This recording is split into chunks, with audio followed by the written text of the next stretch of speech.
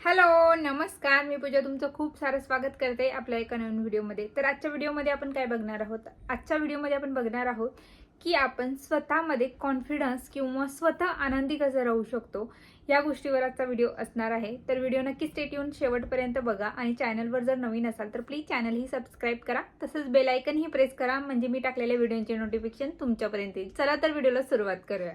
सगळ्यात पहिली जी गोष्ट आहे स्वतःला आनंदी ठेवण्याची किंवा मनामध्ये आपल्या कॉन्फिडन्स निर्माण करण्याची, तर ती म्हणजे सतत काहीतरी काम करत राहा.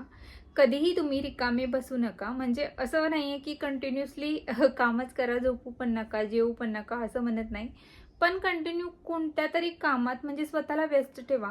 म्हणजे जेव्हा तुम्ही काहीतरी करत असतात ना, तर सगळा तुमचा जो फोकस असतो तो त्या कामावर असतो आणि त्या कामातून जो तुम्हाला पैसे किंवा जी काही तुम्हाला मिळणार आहे त्याच्याकडे असतं.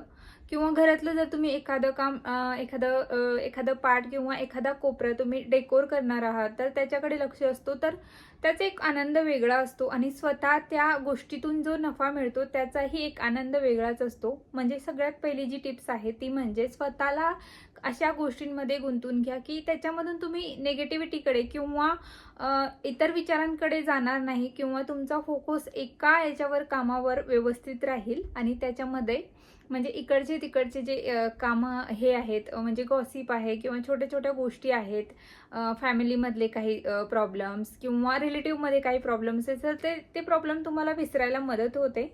तर ही पहिली टिप होती. दुसरी टिप म्हणजे स्वतःचे मत जे आहे ते मांडायला शिका.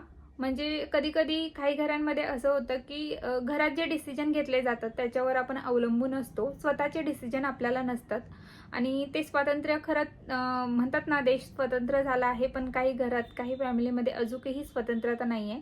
तर पुढची गोष्ट म्हणेन की तुम्ही स्वतंत्र विचाराचे व्हा. म्हणजे तुम्हाला जे पटतंय, असं नाही की तुम्ही काही वाईट मार्गावर जा. म्हणजे तुमचं ही बाजू कितपर्यंत चांगली आहे किंवा कितपर्यंत तुमची बाजू बरोबर आहे ते बघा. आणि घरातल्यांना ते तुमचं कन्व्हिन्स करायला त्यांना पण मदत होईल. म्हणजे तुम्ही जर तुमचे मतं त्यांच्यासमोर क्लिअरली मांडले तर त्यांनाही ते पटतील आणि मग तुम्ही चांगल्या याच्यामध्ये म्हणजे जे तुम्हाला सांगायचं आहे त्यांना ते तुम्ही करू शकाल. तर दुसरी गोष्ट म्हणजे स्वतःचे मतं मांडायला शिका. कोणत्याही गोष्टीमध्ये असं नाही आहे की तुम्ही म्हणजे डायरेक्टली करायला घ्या. प्रत्येक गोष्टीचा अभ्यास करणं गरजेचं आहे. कोणत्याही गोष्टीवर स्टडी करणं खूप गरजेचं आहे आणि मगच ती तुम्ही करा.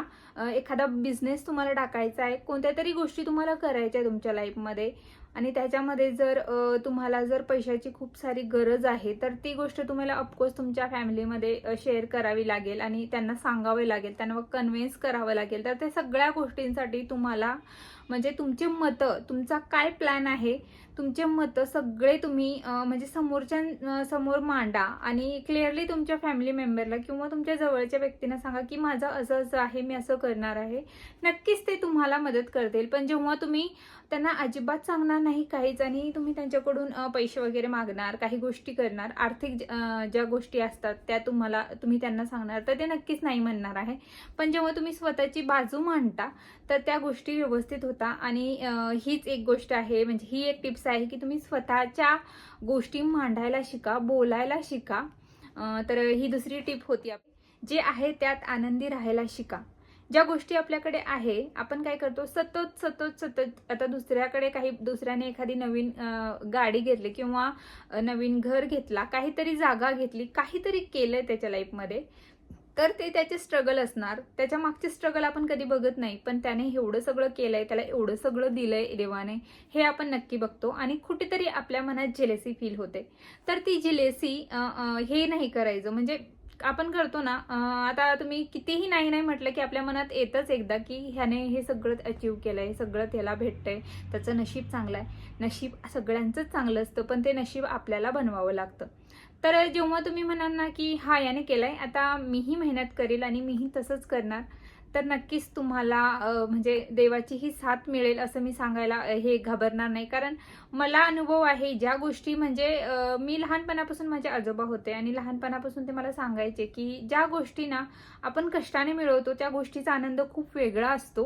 आणि खरंच जेव्हा आपण एखाद्या गोष्टी म्हणजे स्वतःच्या याच्यामध्ये कष्टामध्ये घेतो ना त्याचा आनंद खूप चांगला असतो. आणि एखादी गोष्ट जर कोणाला आपण लुबाडून कोणाला त्रास देऊन जर ती गोष्ट अचीव केली तर त्याच्यामध्ये आपल्या मनात डर म्हणजे भीती असतेच की आपण त्याच्या याच्यामध्ये केलंय, त्याच्यासोबत वाईट केलंय, त्या सतत ते विचार आपल्या डोक्यात येत राहणार. आणि जी आपल्याला आनंद भेटलाय, ज्या सगळ्या गोष्टी भेटलाय, तरीही आपल्या मनात कुठेतरी हे चालू असणार की हे त्याला कळालं तर आपण हे केलंय ते केलंय, कोणाला तरी फसवून आपण हे सगळं केलंय, तर तेव्हा ती आनंदच नसतो तो. म्हणून छोट्या छोट्या गोष्टी जे देवाने आपल्याला दिलंय त्याच्यामध्ये आनंदी राहायला शिका आणि त्याच्यापेक्षा बेटर आपण कसं करू शकतो आपल्या लाईफमध्ये याच्याकडे फोकस द्या.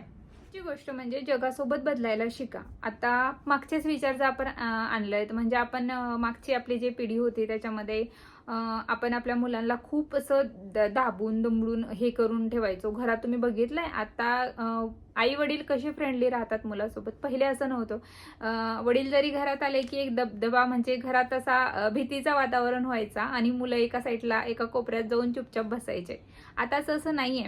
मुलं ठामपणे आपले मतं मांडतात आणि आई वडील ही त्यांच्या ज्या गोष्टी आहे मुलांपेक्षा मी तर म्हणेल की आता माझे 2 मुलं आहे, मी सांगू शकते की त्या आपल्या म्हणजे त्यांच्यापेक्षा आपलीच धावपळ जास्त असते. त्याचे होमवर्क वगैरे सगळं आता मोबाईल आहे त्याच्यामुळे मोबाईलवर येतं. पहिले होमवर्क मुलांना सांगितले जायचे की हे करून तुम्हाला उद्या आणायचंय. आता आई वडिलांना ते पाठवले जातात की उद्या तुम्हाला हे तुमच्या मुलांचं करून घ्यायचंय. म्हणजे खूप जग बदललं. त्याच्याचप्रमाणे आपल्यालाही बदलायचं आहे.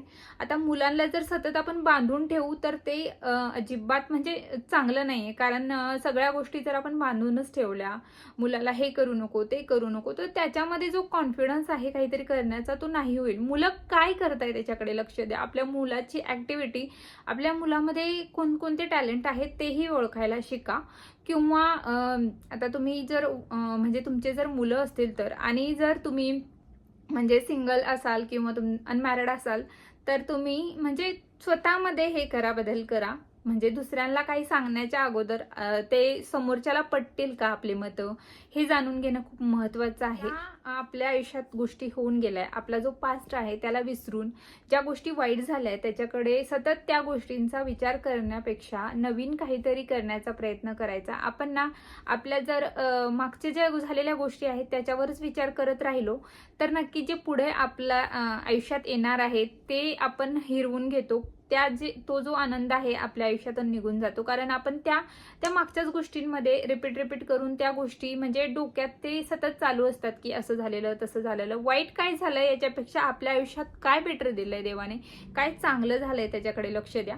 ज्या गोष्टी झाल्या त्यांना सोडून द्यायला शिका. पुढे म्हणजे जे आपल्याला अचीव करायच्या, ज्या गोष्टी आपल्याला साध्य करायच्या त्याच्याकडे लक्ष द्या. खरं तर छोट्या छोट्या गोष्टींमध्ये आनंद होतो. मला तर साधा म्हणजे एखादा फुलपाखरू जरी दिसला ना तर त्याच्यामध्ये एक आनंद वेगळाच असतो. एखाद्या वेळेस काहीतरी वेगळं दिसलं, आता तुम्ही म्हणणार की याच्यामध्ये काय वेगळं आहे, पण छोट्या छोट्या गोष्टींमध्ये स्वतः आनंदी राहायला शिका. माहिती का, म्हणजे पूर्ण दिवसातून एक म्हणजे जी आपली कला आहे, आपल्या अंगात जे छंद आहे किंवा आपल्या ज्या हॉबीज आहेत त्या जपायला शिका.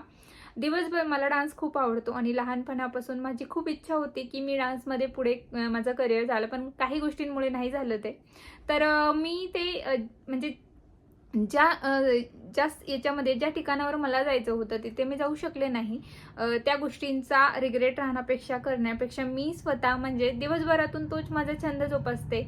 1 तास मी स्वतःला देते कधीतरी. म्हणजे आता दिवसातून नाही देऊ शकले तर मी आठवड्यातून 1 दिवस देते की मी छान असे सॉन्ग लावून त्याच्यावर जे क्लासिकल डान्स आहे त्याच्या स्टेप फॉलो करते. सगळ्या गोष्टी मी करण्याचा प्रयत्न करते.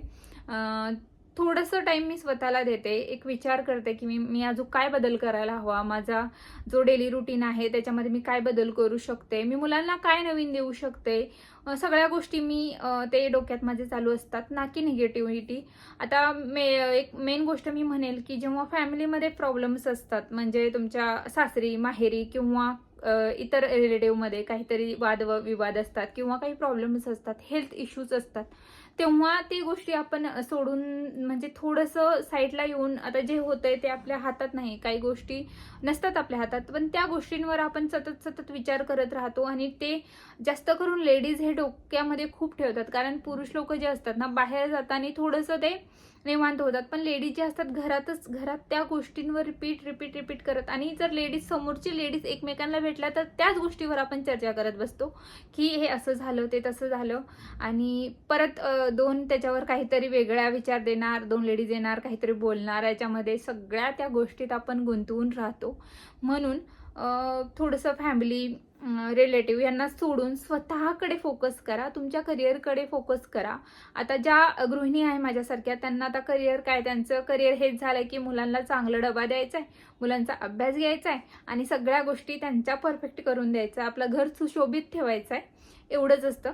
पण एवढ्यातही तुम्ही स्वतःसाठी टाइम द्या. म्हणजे जर तुम्ही बाहेर जाऊन दुसरं काय करू शकत नाही, घरी काय करू शकता याच्याकडे लक्ष द्या. परत हेल्थ इश्यूज आहे तुम्हाला, त्याच्यावर तुम्ही योगासनं वगैरे ह्या सगळ्या गोष्टी आहे, जिम जॉईन करू शकता जेव्हा तुम्हाला टाइम असेल. तुमचे मुलं लहान असतील तर ऑफकोर्स तुम्ही नाही करू शकणार, पण थोडेसे ते मोठे होणारच आहे, तेव्हा प्लॅन करा की तुम्ही काय करणार आहात. आणि घरात काहीतरी तुमच्यावर हे होतंय, ज्या गोष्टी तुमच्या मनासारख्या होत नाहीये त्याच्यावर विरोध करायला शिका, बोलायला शिका. तर ह्या गोष्टी नक्कीच तुमच्या आयुष्यात बदल आणतील, आणि ह्या सगळ्या गोष्टीमध्ये एक वेगळा आनंद होईल तुम्हाला. तुम्ही आत्ता नाही, तुम्ही नक्की हे ट्राय करून बघा. ज्या गोष्टी झालेल्या आहेत त्या सोडा, नवीन गोष्टी शिकण्याचा प्रयत्न करा. म्हणतात की शिकायला वय नसतो, कोणताच वय नसतो, वयाची बंधन नसते शिकायला. जेव्हा तुम्ही मनात हे केला ना, ठाम मत केला ना की मी हे करणार आहे, नक्की तुम्ही करू शकाल. तुमचा वय काहीही असू दे, तुम्ही करू शकता, आणि मी करणारच असं जर मनामध्ये कॉन्फिडन्स असतं तर नक्कीच तुम्ही सगळ्या गोष्टी अचीव तुमच्या लाईफमध्ये जे जे तुम्हाला करायचं आहे तुम्ही नक्की करू शकाल. माझ्या व्हिडिओमध्ये मी हेच करण्याचा प्रयत्न करते. ज्या लेडीज आहे किंवा पुरुषही जे तुम्ही बघत असाल व्हिडिओ, तर याच्यामध्ये माझं सांगण्याचा हेतू हेच असतो की तुम्ही आपल्या मनामध्ये जे काही निगेटिव्ह आहे ना, निगेटिव्ह एनर्जी आहे किंवा आपल्या घरात आहे, ते काढून नेण्याचा प्रयत्न करा. नॉर्मली राहायला शिका. सगळ्या गोष्टी म्हणजे जग पुढे गेलंय, खूप पुढे गेलंय. आपल्या डोक्यात सतत जर मागचे विचार किंवा जे काही वाईट झालंय त्याच्याकडे आपण लक्ष देत राहिलो, काय नाही याच्यापेक्षा काय आहे आपल्याकडे, आपल्याला देवाने जे काही दिलंय त्याच्याकडे वळण्याचा प्रयत्न करा. आणि ह्या सगळ्या गोष्टी तुम्ही जर तुमच्या लाईफमध्ये केल्या तर नक्कीच एक दिवस तुम्ही खूप सक्सेस व्हाल. जर तुम्ही नाही मोठ्या जॉबवर लागला, काही नाही झालं तरी तुम्ही लाईफमध्ये सक्सेस व्हाल. म्हणजे तुम्हाला करायचं होतं तुमच्या मनात नाही राहिलं, हे गिल्ट तुम्हाला राहणार नाही की मला हे करायचं होतं आणि मी करू शकले नाही किंवा करू शकलो नाही. हे सगळ्या गोष्टी तुम्हाला नक्की करायचं आहे. तर तुम्ही जर कोणी पुरुष माझा व्हिडिओ बघत असेल तर तुमच्या लाईफ पार्टनरला, तुमच्या मिसेसला, तुमच्या वाईफला समजून घेण्याचा प्रयत्न करा. कोणी जर लेडीज माझा व्हिडिओ बघत असेल तर तुम्ही तुमच्या फॅमिलीला, तुमच्या मिस्टरांना समजून घेण्याचा प्रयत्न करा. मुलं लहान जर टीनेज मधले कोणी बघत असेल तर तुम्ही तुमच्या आईवडिलांना सगळ्या गोष्टी समजून सांगण्याचा प्रयत्न करा. तुमचे मत व्यवस्थित मांडा. आणि जरी तुम्हाला काही डिसिजन घ्यायचे आहे, तुम्ही स्वतःच्या पायावर उभं राहा. म्हणजे जर तुम्ही सक्सेस राहिला की समोरचे तुमचे आपोआप काही गोष्टी आहेत ते समजून घेतील. तर हे होते आजचा व्हिडिओमध्ये. तुम्हाला आय होप आजचा व्हिडिओ आवडला असेल तर नक्की लाईक, शेअर अँड सबस्क्राईब करा माझ्या चॅनलला. परत भेटूया आपण एका नवीन व्हिडिओमध्ये. तोपर्यंत धन्यवाद.